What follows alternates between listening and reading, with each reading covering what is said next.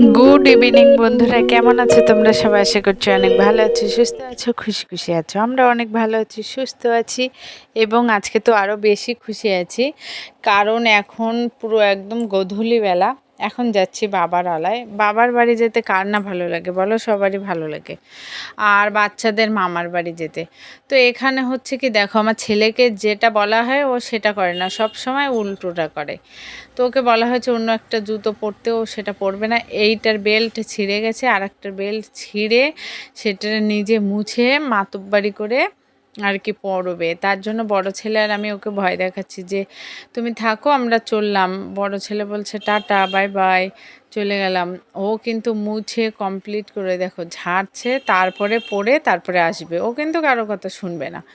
ওর কাজ ও করছে, আমাদের কাজ আমরা করছি। তো গাড়িটা বের করতে লাগি, তারে চলেও আসবে। কারণ যতই বলা যায়, না নিয়ে তো যাওয়া সম্ভব না। না নিয়ে গেলে তো পুরো চিল্লায়ে পুরো আমার মাথা খারাপ করে দেবো। এই দেখো রেডি হয়ে গেছে, চলে আসছে। তো চলো বন্ধুরা, এখন আমাদের সাথে চলো আমার বাবার বাড়িতে।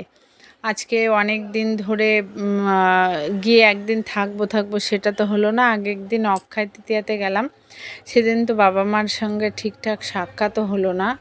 একটুখানি প্রণাম করে দেখে একটু প্রসাদ খেয়ে চলে আসলাম। যাই হোক, গোধূলিবেলা তো সত্যিই গোধূলিবেলা এই সময়টা সত্যি ভীষণ ভালো লাগে।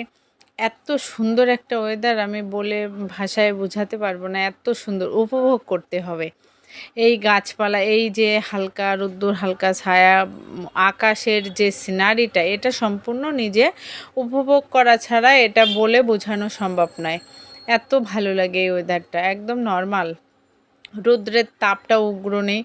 যাই হোক, কথা বলতে বলতে বলতে বলতে আমরা গন্তব্যস্থলের দিকে চলে যাচ্ছি। আর আমার তো এই যে এখনের যে আকাশটা ভীষণ ভালো লাগে, ভীষণ। আর তারপরে আমার ওই বাড়িতে দিদি এসেছে, দিদির মেয়ে এসেছে। তো চলো বন্ধুরা, আমাদের সাথে আমরা যেখানে যাচ্ছি তোমাদের সঙ্গে সেটা অবশ্যই শেয়ার করব। তো দেখো, আমি এই যে সবে এসে বসলাম, এসে সবে এই যে বসে আছে। আর ওদিকে আমার দুই ছেলে কিন্তু দাদুর যে একটা আমার বাবার আর কি ইয়ে আছে, গান করা, সেটা নিয়ে মারপিট শুরু হয়ে গেছে। আর এখানে দিদির মেয়ে ওর দিদার শাড়ি ভাঁজ করছে। তার জন্য মুখটা সেজে গুজে নেই, তো মুখটা দেখাবে না, তার জন্য আমার ছেলে জোর করে ওকে দেখাবে, সেরকম একটা ব্যাপার। তো দেখো আকাশটা কত সুন্দর লাগছে। আমি বসে আছি, এখন আবার যাব আমাদের হাটে। এখানে আমাদের হাট বসে। এক সময় এই হাট দিয়ে আমি নিজে বাজার করেছি, নিজে চাল নিয়েছি, রেশন তুলেছি, সমস্ত কাজ, সমস্ত সব কিছু আমাকেই করতে হতো। কারণ আমার দাদা করতো না প্রথমত, দ্বিতীয়ত বাবা বাড়িতে থাকতো না, বাবা তখন বাইরে টালিগঞ্জ থাকতো। ঠিক আছে, এক সময় আমার বাবা পুরো কলকাতা আর কি থাকতো, কলকাতার বাসিন্দা বলতে পারো, সব সময় ওখানেই থাকতো। আমি বাড়ির দিকটা সব দেখভাল করতাম।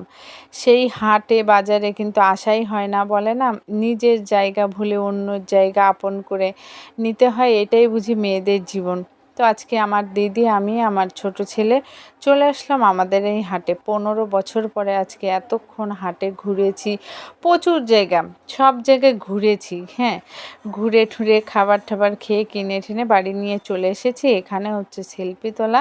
আমার ছোটোটা এদের সঙ্গে আর কি পটে না। দাদার দুই মেয়ে, মিডিলের দিদির মেয়ে, আমার ছেলে, আমরা তুলছি ছবি। তো আজকের ভিডিওটা এখানেই শেষ করলাম। দেখা হচ্ছে নেক্সট ভিডিও। ভালো থেকো, সুস্থ থাকো, সাবস্ক্রাইব প্লিজ।